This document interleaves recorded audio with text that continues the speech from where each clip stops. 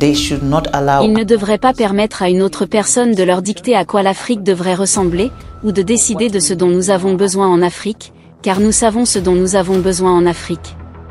Lors d'une interview avec le Centre d'études africaines de l'Université Harvard, la première dame de Sierra Leone, Fatima Madabayo, a partagé des informations choquantes et secrètes sur les sujets de l'exploitation minière par rapport au développement en Afrique. Comment les chefs d'État africains qui défendent leur peuple deviennent souvent des cibles chaudes pour la destruction par l'Occident, la manière choquante dont les Nations Unies voient l'Afrique, et bien plus encore. Cet extrait de son discours va non seulement élever votre esprit africain intérieur, mais aussi vous donner de l'espoir pour la complète libération de notre continent mère.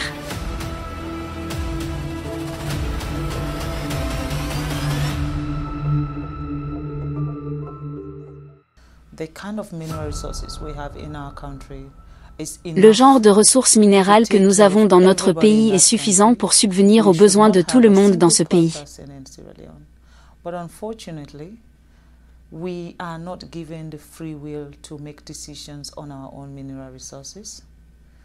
Nous ne devrions pas avoir un seul objectif en Sierra Leone. Mais malheureusement, nous n'allons pas faire cela, ils utilisent le système pour vous arrêter. Soit ils vous montent contre l'opposition et ils soutiendront l'opposition contre vous dans l'ombre, soit ils provoquent des chaos inutiles dans votre pays pour que vous ne puissiez même pas gouverner votre propre peuple. Ils feront des choses pour vous rendre incapable de fonctionner. Et bien sûr, un pays qui n'a pas la paix ne peut pas se développer. Vous devez avoir la paix avant de parler de développement. Je vais vous donner un exemple simple à propos de la Sierra Leone. Chaque compagnie minière qui est en Sierra Leone aujourd'hui est détenue par un étranger. Chaque compagnie minière. Si ce n'est pas les Chinois, ce sont les Américains, ce sont les Britanniques. Notre électricité, Bumuda, est gérée par les Britanniques et nous n'avons toujours pas de lumière. Nous cherchons de la lumière, de l'électricité.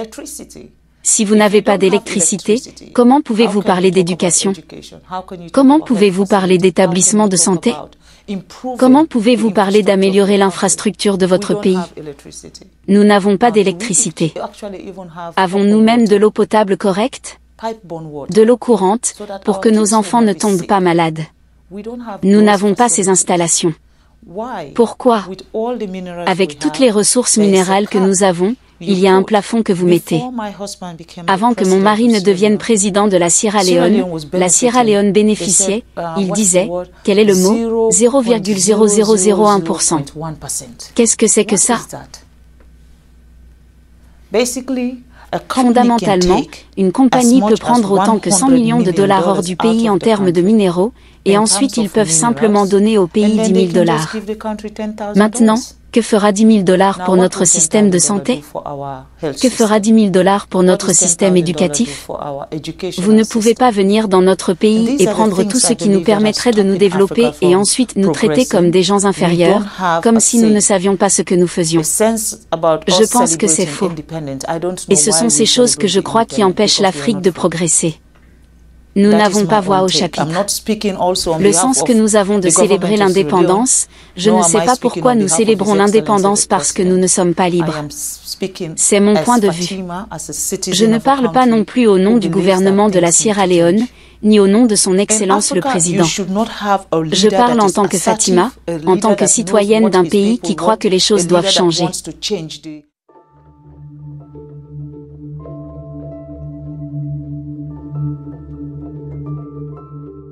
En Afrique, vous ne devriez pas avoir un leader assertif, un leader qui sait ce que veulent ces gens, un leader qui veut changer ce qui se passe. Dès que vous avez cela, c'est la cible de tout le monde. Et ensuite, ils trouvent des raisons pour vous ralentir, ils trouvent des raisons pour vous arrêter, et ils utilisent des citoyens non patriotiques pour venir après un gouvernement qui fait ce qui est bien pour un système. Je pense que nous devons aborder ces questions. Malheureusement, je ne sais pas qui je devrais, je veux dire, je suis très douée pour donner des noms, mais pour le moment, je ne sais pas qui je devrais accuser.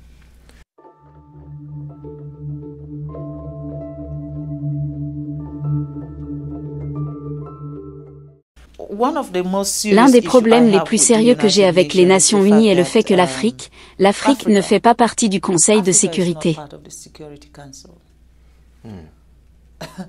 Nous parlons de 52 pays, 54 pays, je suis désolé. 54 pays, un continent entier n'a pas une seule personne représentant l'Afrique lorsqu'il s'agit de prendre des décisions au Conseil de sécurité.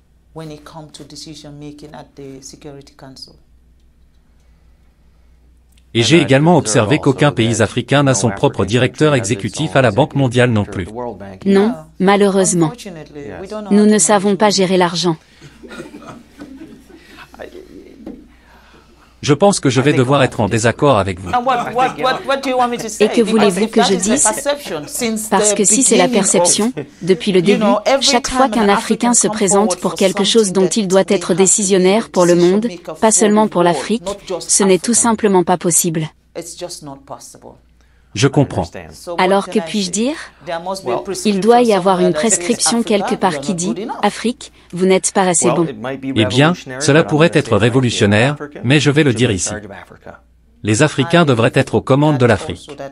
Je crois aussi que la question africaine ne peut être améliorée que lorsque les Africains décident de le faire. Ils ne devraient pas permettre à une autre personne de leur dicter à quoi l'Afrique devrait ressembler ou de décider de ce dont nous avons besoin en Afrique, car nous savons ce dont nous avons besoin en Afrique. Personne ne le saura mieux que nous. Et je pense que l'ONU devrait voir l'Afrique comme des partenaires.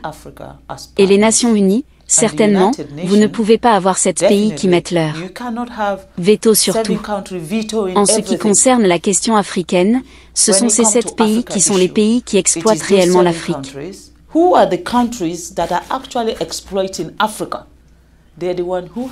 Ce sont eux qui ont le pouvoir de veto pour prendre des décisions sur tout ce qui concerne l'Afrique. Donc, pour moi, je pense que c'est faux et c'est une chose pour laquelle le président de la Sierra Leone a fait campagne. Et cette année, la Sierra Leone est maintenant membre non permanent aux Nations Unies pour voir l'Afrique non pas comme un seul pays.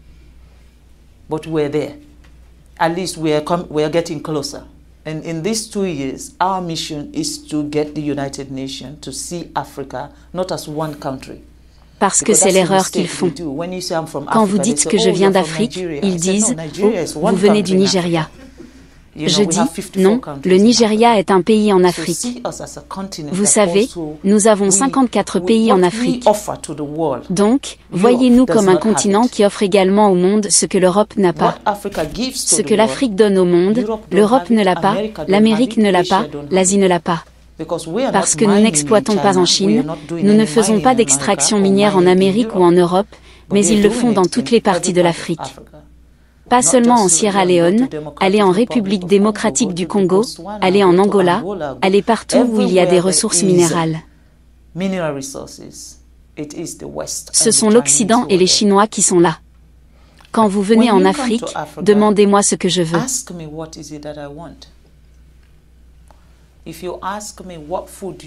Si vous me demandez quel aliment je veux manger, je vous dirai que je veux manger du riz. Mais si vous venez en Afrique et que vous m'apportez des spaghettis en disant que je veux que vous mangiez des spaghettis, alors vous m'imposez quelque chose. Avec tout ce que nous avons en Afrique, pour toutes les personnes, toutes les organisations ou toutes les entreprises qui viennent prendre chez nous, pour une fois, voyez-nous comme des partenaires. Pour une fois, traitez-nous avec respect. Et ensuite, aidez-nous à nous développer.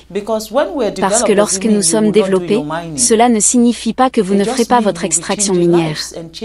Cela signifie simplement que vous changerez des vies et que vous changerez des vies de manière positive. Donc, en nous privant de ce développement, en nous privant de cette opportunité d'être autonome, pour moi, c'est ce qui ne va pas. Et c'est pourquoi je ne peux pas rester silencieuse.